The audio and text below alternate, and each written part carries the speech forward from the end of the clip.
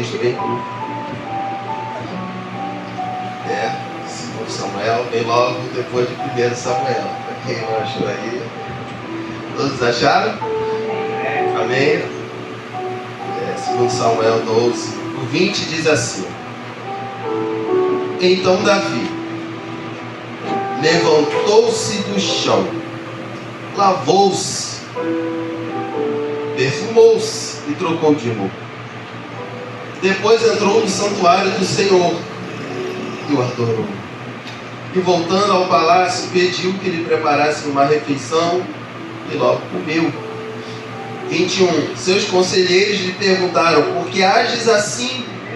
Enquanto a criança estava viva, jejuaste, choraste, mas agora que a criança está morta, te levanta e comes?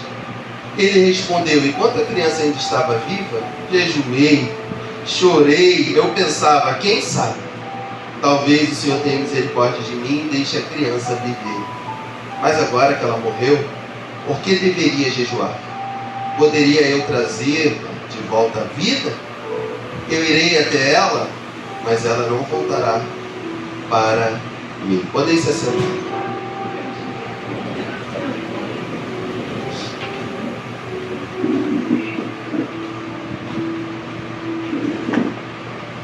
Tem estigmatismo, claridade, luz.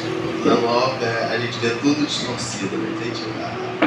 As formas. Então, meus irmãos, eu tenho outro texto rapidinho para ler com vocês. É Gênesis 32. Vai lá para Gênesis 32, por favor.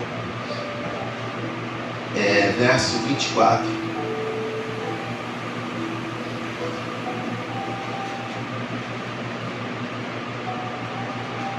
Livro do Gênesis, capítulo 32, versículo 24, diz assim. 24, a gente vai ler depois do 26 ao 24. E Jacó ficou sozinho. Então veio um homem que se pôs a lutar com ele até o amanhecer. 23. Quando o homem viu que não poderia dominá-lo, tocou na articulação da coxa de Jacó, de forma que lhe deslocou a coxa enquanto lutava. Então o homem disse: deixe-me ir, pois o dia já desponta. Mas Jacó lhe respondeu: não te deixarei ir, a não ser que me abençoes. O homem lhe perguntou: qual é o seu nome? Jacó respondeu ele. Jacó respondeu ele. Então disse o homem: seu nome não será mais Jacó, mas sim Israel, porque você lutou com Deus, com os homens e venceu. O tema do nosso seminário é homens de verdade. E eu escolhi aqui 2 homens que eu sou fã: Davi e Jacó. São 2 homens que eu me inspiro muito. Às vezes, talvez eu olhe para mim e vejo muito de Jacó. Muito. Não sei você, mas eu ainda vejo muito de Jacó em mim. Muito ainda de ser trabalhado. Então eu escolhi esses 2 homens. E quando eu falar a palavra homens, entendo. Quando a Bíblia fala lá em Gênesis 1, 26, façamos o homem, ele está falando exclusivamente do sexo masculino? Não. Quando a Bíblia está falando assim, o pastor fala muito disso, do homem vem a confusão de rosto. Será que ele está falando que a confusão de rosto é só do homem e não da mulher? Quando a Bíblia está falando em homem, aqui quando eu falo me referir a homem, eu estou incluindo os 2 sexos aqui nessa noite. Para a glória de Deus, 2 sexos. Tanto o feminino quanto o masculino. Então quando a Bíblia fala assim, façamos o homem, ele está falando Adão, avermelhado, ser humano. Então ele está incluindo a humanidade inteira, os 2 gêneros. Então, para que eu não fique ora falando para as mulheres, ora falando para os homens, quando eu falar, se referir ao homem, você sabe, mulher de Deus, nessa noite você está mais do que incluído. Você é homem de Deus, então nem se fala. Se eu contasse, vamos falar assim de uma introdução, se eu contasse algo para você aqui nessa noite, e falasse assim: igreja, errei contra o Senhor, errei feio. Fui administrar uma medicação na minha filha, entendi a bula errada e agravei tanto o quadro dela que ela foi parar no hospital e está à beira da morte. Se eu sentasse aqui na frente diante de você hoje, nessa noite, o que você falaria para mim? Sabe, eu não tenho dúvidas. Não iria surgir aquele assim, seu irresponsável, seu nojento, como pôde fazer isso com a Radacina? Não iria vir isso daqui. Eu acredito muito nisso. Alguém iria bater no meu ombro e falar assim: calma, presbítero, foi propósito de Deus. Ou talvez teria alguém que não ia falar nada, já com o João, ia me dar um abraço, ia só chorar comigo. Porque nós somos assim com os outros. Mas se fosse você, o que você falaria para você mesmo diante de um erro tão fatal nessa noite? Quando a gente fala de homens de verdade, sabe o que queima no meu coração? Nós somos homens. Graça passa muitas vezes para o outro, mas ela não volta para a nossa própria vida. A gente não tem pena da gente mesmo. A gente não se alivia do excesso de culpa. Então o que Deus está me levando sobre homens de verdade não é muito aquele que desbrava, que é firme. Mas eu queria falar com o homem, com o ser humano aqui nessa noite, que está precisando experimentar a graça, quando ele mesmo entende a sua humanidade. Porque é muito fácil entender a humanidade do outro. É muito fácil eu, como marido, entender a humanidade da minha esposa.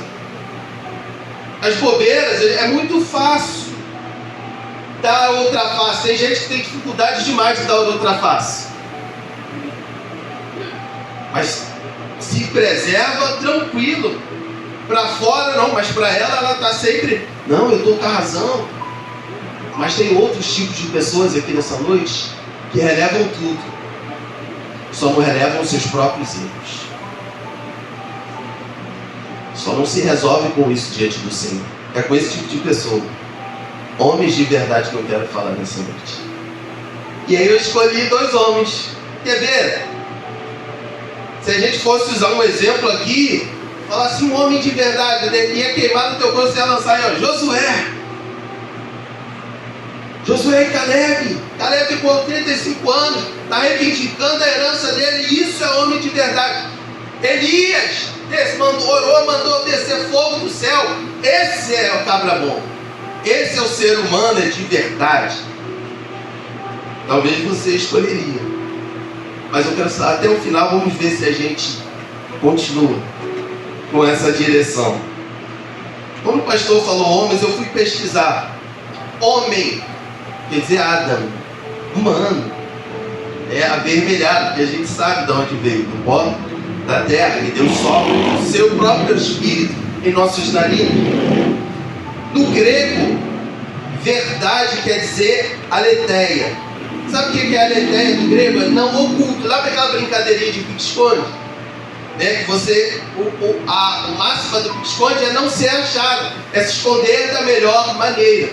Então no grego, verdade é isso, aquilo que está à mostra, que ninguém consegue, acho que até o cego enxerga. O grego, a verdade, a raiz da palavra é isso, é aquilo que está revelado, e não tem como esconder. Então a gente entende quanto o tema dessa seminário é profundo, porque é homem que não pode se esconder, é homem que precisa se revelar. Aletheia. No latim é veritas, que é, ou seja, exato relato. Sabe aquela verdade, aquela história contada com perfeição? No latim, verdade quer dizer isso, é falar a coisa certa. E como nós estamos carecendo de homens e mulheres de verdade nessa geração, que falem não somente o que é certo, mas que consigam falar aquilo que Deus mandou falar, que vivam aquilo que a palavra está mandando viver. Então no Veritas é o relato perfeito, é a palavra perfeita.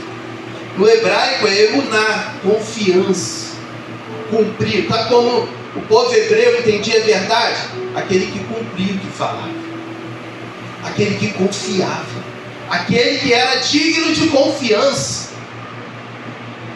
E o nosso tema é homens de verdade. Se a gente colocasse aí num ringue Josué e Caleb contra Davi e Jacó, com certeza você escolheria Josué e Caleb. Pelo menos uma boa parte escolheria Josué e Caleb. Porque quando te fala de Davi, vem os salmos, mas também te lembra o adultério. Lembra? Quando a gente fala de Jacó, a gente fala de tripudiador, enganador, que segurou o calcanhar, que roubou a primogenitura do irmão, oferecendo um prato de guisado vermelho. Então nessa luta entre seres humanos, você talvez escolheria Davi e Jacó, será? E a minha pergunta nessa noite é: o que Davi e Jacó têm em comum entre eles? O que será que Davi e Jacó têm em comum entre eles, para que Deus tenha queimado no meu coração colocar eles na prateleira mais alta dessa mensagem aqui nessa noite? Será que existe algo de bom, de belo, que dê para se aproveitar na vida destes dois homens que erraram tanto? Estão aqui relatados na Bíblia todos os erros de Davi e Jacó. Sabe o que tem em comum entre eles? Para que eles casem, meu pastor, com o tema homens de verdade, são verdadeiros. Eles não são fake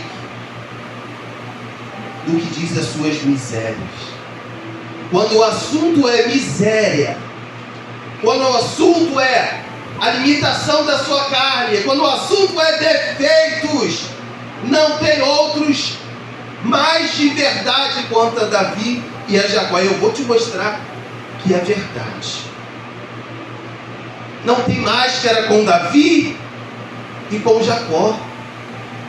Eles são o que são. É tudo que a gente precisa sair daqui sabendo nessa noite. Você precisa sair daqui sabendo quem você é. Precisa que você passe comigo, assim como eu passei, pelo espelho da alma e descubra verdadeiramente quem você é, sem ser, sem máscara. Se a gente quer ser de verdade, a gente vai precisar ter um encontro, um real, parar, largar a ficção de lado, largar esse mundo que a gente criou, quebrar esse castelo de fantasia e encarar que nós somos de verdade, porque senão a gente não cresce. Pode correr, pode procurar outra igreja, pode procurar outro ministério, pode procurar outra esposa, pode procurar outro marido, mas ainda vai estar lá. Você ainda vai ter que lidar com quem você é. Eu estou quebrado. Eu não sei como o meu pastor está, mas eu preciso sentar com ele após essa palavra. Preciso conversar. Isso aqui, eu estava há poucos minutos, mandei uma mensagem para a diaconisa Patrícia.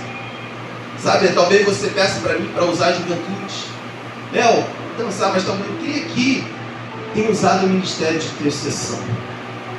Qual de nós chega assim, olha, ministério de intercessão, orem por mim.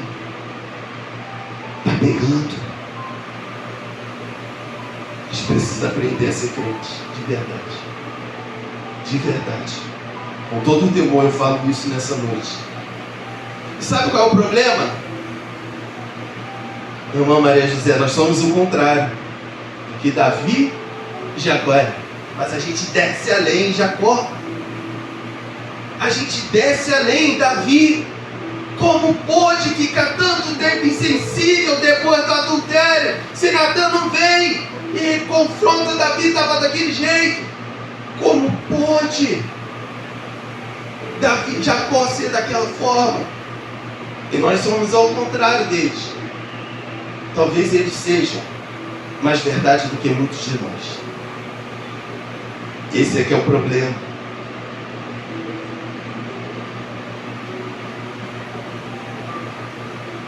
se a aletheia é revelar, a gente tem alma, corpo e espírito. Somos seres tripartites. O que é o ser tripartite? Corpo, alma e espírito. Às vezes é mais fácil postar um externo, um corpo, dizendo uma mensagem, está tudo bem, mas a alma está no fake, a alma está debaixo de maquiagem. A gente é expert em fazer isso. Está firme, estou postado, estou bem, inabalável. E aí basta Deus falar assim, como vai a tua alma? A gente desmorona. Então nós somos às vezes muito piores que Davi e Jacó. Muito piores. Que a gente consegue disfarçar muito bem. Com todo respeito, não entendo isso como ofensivo. Talvez sejamos verdadeiros atores no palco do ministério, no palco da vida. Né? A gente põe aquela capa de que é brasileira, pau para toda obra, aguenta tudo e a gente está quebrado. Talvez não estejam bem, vocês não estejam bem. Não é fácil ocultar. Sabe, eu vejo um salmista falando assim, evangelista Wanderson, por que está abatida a minha alma? Ele está olhando para dentro, sem cera nenhuma, sem máscara nenhuma, e fala assim, ó, por que está perturbada dentro de mim? E ele dá uma ordem para ele mesmo, espere em Deus, pois eu ainda o louvarei. É tempo de viver isso. É tempo de viver isso. É tempo de criar coragem para o dia ajuda. É tempo de parar de porta em porta. Chegou o tempo. Ser de verdade. E sabe, a maioria do que a gente fala não tem muita verdade. A gente precisa de mais verdade no nosso lado. Falar realmente como as coisas estão. Às vezes até com o Espírito Santo. Eu vi um rapaz falando, descendo a lenha no livro Bom Dia Espírito Santo. Quem aqui já leu Bom Dia Espírito Santo do Benjamin? E descendo a lenha, não sei o que, dizer quase espírito. Mas sabe, ele me fez fazer algo na minha vida que há muito tempo eu não faço. O livro me deu coragem de puxar uma cadeira, eu sentei e botar assim, Espírito Santo, senta aí. Vamos bater um papo. Eu ofereci um pão com manteiga para o Espírito Santo, depois de ler esse livro. O que está acontecendo com a gente, gente? Hein? O que está acontecendo conosco? Eu sentava com uma cadeira vazia, mas eu tinha certeza que tinha alguém ali sentado. A cadeira nunca falou comigo, mas o meu coração saía cheio. Aí a gente está cheio de teologia, sabe, amassando. Como eu vi um homem falando mal do livro na internet. Então vamos entrar? Eu queria entrar com você nesse momento no Valde de Amok. Vamos encontrar a dor da nossa alma juntos? Sair marcado por Deus a partir de agora? Está disposto?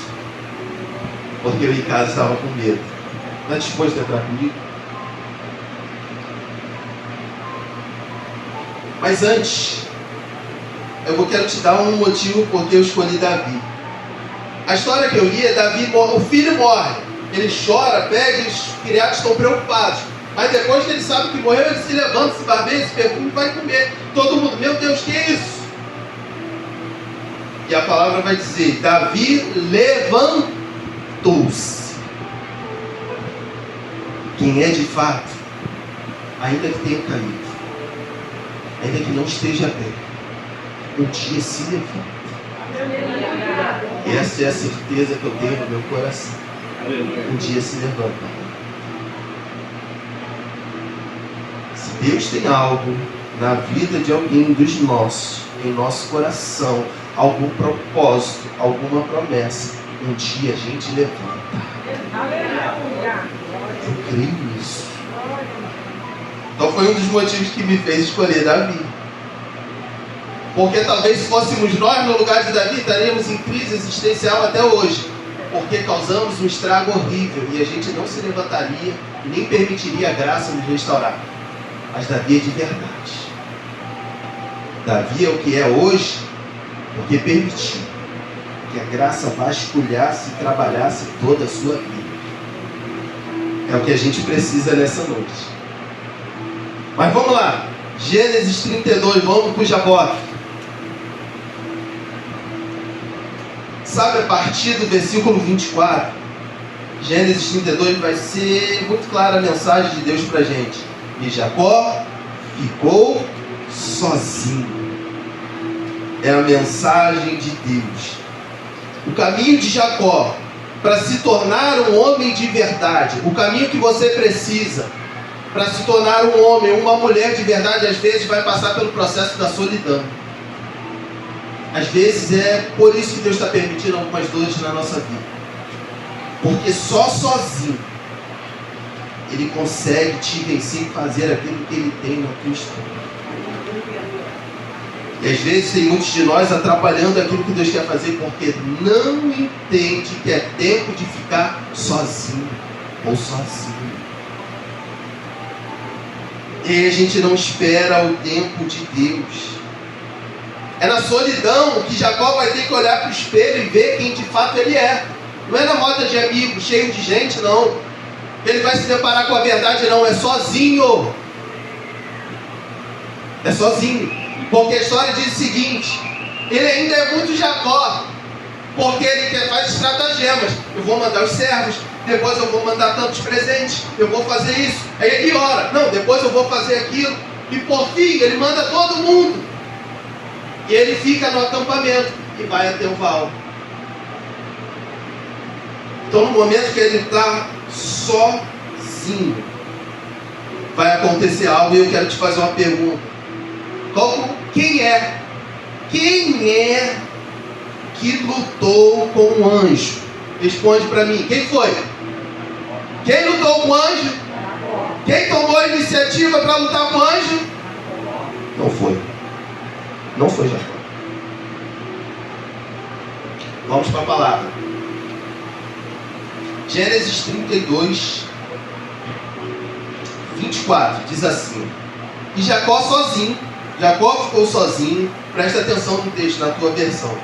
Então veio um homem que se pôs a lutar com ele até o amanhecer. Não foi Jacó que procurou a luta. Tem uma coisa muito forte de Deus aqui nesse texto. Não foi Jacó que procurou a luta. Jacó até o momento estava cheio de estratégiazinhas, fazendo tudo na força. Vou mandar presente, vou bajular, vou chamar de Senhor, vou acalmar a ira do coração do meu irmão. Até aqui ele ainda é Jacó, não é Israel não. E aí ele está sozinho, vem um homem e se põe a lutar com ele até o amanhecer. Então sabe quem começa a luta para transformar Jacó? É Deus. É sempre Ele que quer começar uma briga por gente ruim, por gente que não é de verdade. É sempre Deus. Não parte de nós mesmos. De nós mesmos a gente está guardando segredos e morrendo com eles até hoje, apodrecendo os nossos ossos, porque não confessamos os nossos pecados. De nós mesmos a gente não quer tomar uma essa atitude como a de Deus. Na verdade a gente quer fugir do confronto. Quem é que procura Jacó para lutar é o homem, é o anjo. Então é Deus quem começa a luta. E sabe o que acontece depois que Deus começa a luta? Jacó resiste. Sabe como é que a gente tem? Jacó segurou o anjo e não deixou sair. Não é assim? Jacó segurou o anjo e o anjo perguntou: o que queres que eu te faça? Só que assim, olha para o texto. O homem procura Jacó para lutar. E ele quer lutar com um propósito. E você precisa sair dessa noite entendendo por que Deus quer lutar contra você. Por que Ele precisa te vencer para você se tornar de verdade? Sabe qual é a mensagem que Deus falou assim? Ainda tenho que te vencer, Breno. Deus ainda tem que me vencer. Eu espero que nessa noite você entenda isso. Que Deus precisa te vencer. E nesse processo de Deus nos vencer, para que a gente não morra eternamente, a gente resiste ao que Deus está falando. A gente é expert nisso. A gente não para. Retrai, a gente não retrai. Dá 2 passos para trás, a gente avança. É igual Balaão e a jumenta. Nós somos igualzinho aqui dentro. Eu vejo um Deus começando uma briga por amor a Jacó. Jacó resistindo. Jacó não deixando o anjo vencer. E aí Deus, para não perder, o que Deus faz lá no versículo 25? Quando o homem viu que não poderia dominá-lo, tocou na articulação da coxa de Jacó, de forma que ele deslocou a coxa enquanto lutava. Aí vem algo muito duro de se ouvir. Jacó resiste tanto. Às vezes a Lívia resiste tanto, às vezes o Felipe resiste tanto, às vezes o Cosme resiste tanto, às vezes o diácono Joel, a irmã Lilian, às vezes o Renato resiste tanto, às vezes o presbítero Leonardo resiste tanto, que é preciso ele tocar na junta da minha coxa. Tá? Sabe por que a junta da coxa? Porque eles estão na briga, e a briga era que é assim, ó, é como se fosse uma cirandinha, um empurra, e a briga era essa. Quem derruba. Quando Deus toca na junta, acabou. Cadê a força de Jacó? Como é que se resiste depois que Deus toca? Não dá.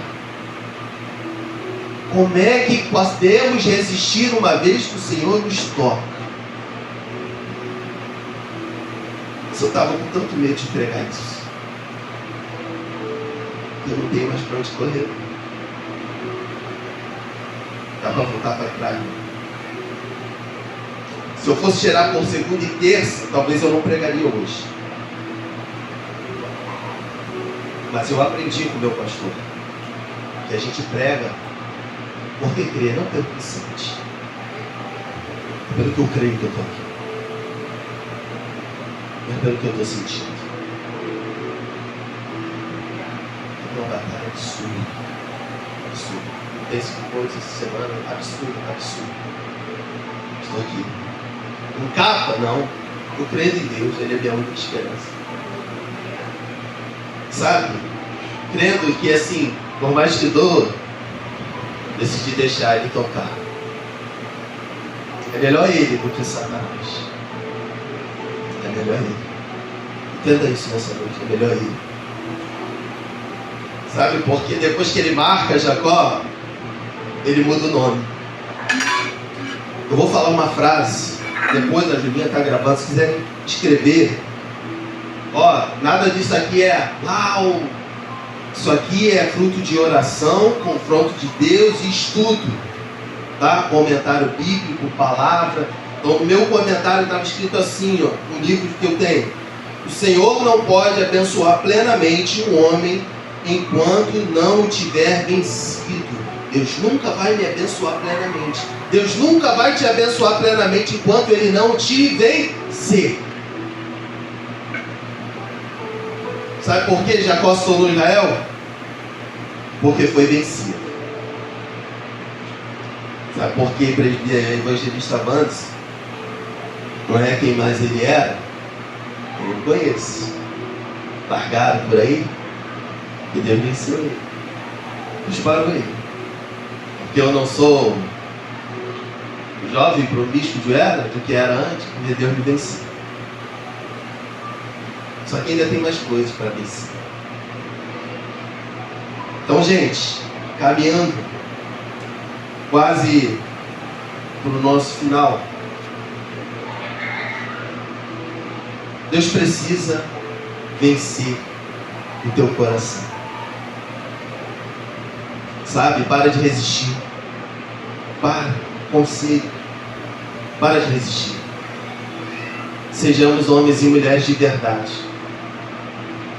É melhor carregar a marca de um mau passo e as suas consequências do que viver uma vida de mentira. É muito melhor. É melhor criar coragem para confessar do que vivermos tampando o sol com a peneira. Tá bom, não tá bom, não tá bom. Precisa conversar com a sua liderança, precisa conversar com a sua liderança. Precisa desabafar.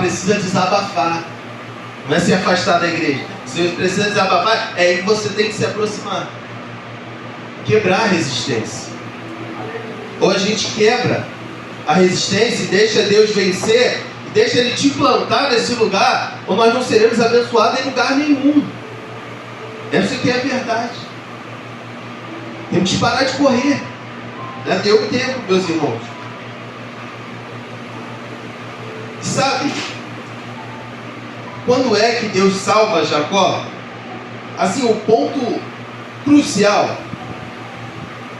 é quando ele confessa. Por isso que Davi quando está falando assim, ó, não adianta mais nada não chorar, fazer propósito, não. Deus já entrou com a sua mão, recolheu a criança. Aceite a soberania de Deus. Sabe quando é que Deus muda o coração de Jacó? Está lá no 27, 32, 27, que diz assim: o homem perguntou. O homem que ele não queria deixar vencer. Sabe o que é interessante aqui? Porque enquanto ele é Jacó, ele está lutando, e está resistindo, está na força do braço dele. Assim como nós. Enquanto a gente resiste, não, vou dar um jeito aqui, e vou correr para cá, não, agora eu vou resolver isso assim. Sem parar um minuto para pedir direção a Deus. Esses somos nós. Não, vou minha correria, vou resolver esse problema aqui, e vou ajudar fulano. Sabe quando é que Jacó começa a confiar na graça? Quando ele já não tinha mais força. E aí ele vai falar: só te largo se tu me abençoar. Ali ele já não podia mais resistir, não. A coxa já estava mais para lá do que para cá. Ali ele precisa entender: se a graça não fizer, e olha que eu tenho força nesse braço, vai fazer não. Faz. Talvez você esteja cansado de dar jeito. Está cansado. Que bom que está cansado de dar jeito. E talvez o Senhor nos transforme nessa noite no Val de Jaboque. Não sei se eu te lembro, mas a gente está no Val de Jaboque juntos, tá? Isso é igreja. O pastor está no Val de Jaboque, a pastora está no Val, os presbíteros estão no Val, o evangelista está no Val de Jaboque, os obreiros estão, as mulheres, as crianças, todo mundo está no mesmo Val. Estamos juntos. Que pega aqui, pega aí. Não sou humano melhor do que você, não. Nem você é melhor do que eu. E aí ele vai falar assim: não vou te largar senão me abençoares. Aí o homem vai falar assim: qual é o teu nome? Quebrou Jacó. Aí vem Jacó e fala assim: o meu nome é Jacó. Conseguiu entender isso? Quando ele engana o pai, é você, Esaú, meu filho. O que Jacó falou? Sou. Quando o anjo está lá, depois de desmontar Jacó, o anjo pergunta assim: o homem, quem é você? Qual é o seu nome? Está tocando na consciência de Jacó. E até aquele momento, quando ele fala assim, sou Jacó, ele está falando assim: olha, eu estou tentando ludibriar meu irmão, eu estou com medo de morrer, eu sou enganador, eu sofri na mão de Labão, até agora eu me apartei da minha família, eu só estou fazendo besteira. Sabe quando eles se tornam Israel? Só depois que ele confessa que é Jacó. É preciso olhar para dentro do espelho da alma. Sabe, o tema é homens de verdade, mas sabe o tema que eu daria com essa palavra? Eu sou Jacó. Eu sou Jacó. Se eu quero saber nessa noite se alguém mais aqui é também. Eu sou Jacó sozinho. Eu sou sozinho? Você não é Jacó, não? Não tem nada oculto, não? Não está resistindo àquilo que Deus tem para fazer na tua vida, não? Será que você não está atrapalhando o ministério de ninguém, não? Será que você não está fazendo a resistência a esta igreja, não? Você não é Jacó, não? Porque eu sou. Mas a boa notícia é que mesmo sendo Jacó, tem a esperança de sair tocado e transformado daqui nessa noite. É a minha esperança. Eu espero que seja a sua. É a sua? Porque é a minha. E aí, Jacó? Vamos fazer o que a partir de agora? Vamos continuar dando jeito? Vai lá encarar a dor do seu trauma? Vai lá encarar a dor do passado? Vai lá reparar o dano que causou? Vai fazer o que, Jacó, nessa noite? Sabe qual é a questão mais constrangedora, Emerson, da cruz? É que na vertical tem perdão de Deus por ofendido. Na vertical. Isso é maravilhoso. A gente quer isso a todo tempo. Perdão para as nossas ofensas. Pai nosso que está no céu, santificado seja o teu nome, venha a nós o teu reino, seja feita a tua vontade. A gente ama. Aí eles falam assim na terra como no céu, não é? Como nosso de cada dia nos dai hoje. Perdoa as nossas dívidas, assim a gente também ama isso. Mas sabe qual é o constrangedor da cruz? Assim como eu perdoo os meus devedores, assim como eu reparo os danos que eu fiz das outras pessoas. É tempo de reparar o dano. A cruz, ela é tão constrangedora que ela te impulsiona, por causa do amor que foi te ofertado, que você oferte também a quem te feriu. Sabe, depois de Jacó tocado na coxa, ele está pronto para de fato ser Israel, para de fato, como um homem de verdade, ter um encontro com seu irmão, aquele com quem ele fez tanto mal. E eu acredito que a força desse encontro trabalhou sim no coração de Esaú. Trabalhou sim no coração de Esaú. É tempo, meus irmãos, de reparar dano. A gente quer muito pra gente. A gente quer muito que venha em nós o perdão. Mas a gente não quer fazer o próximo.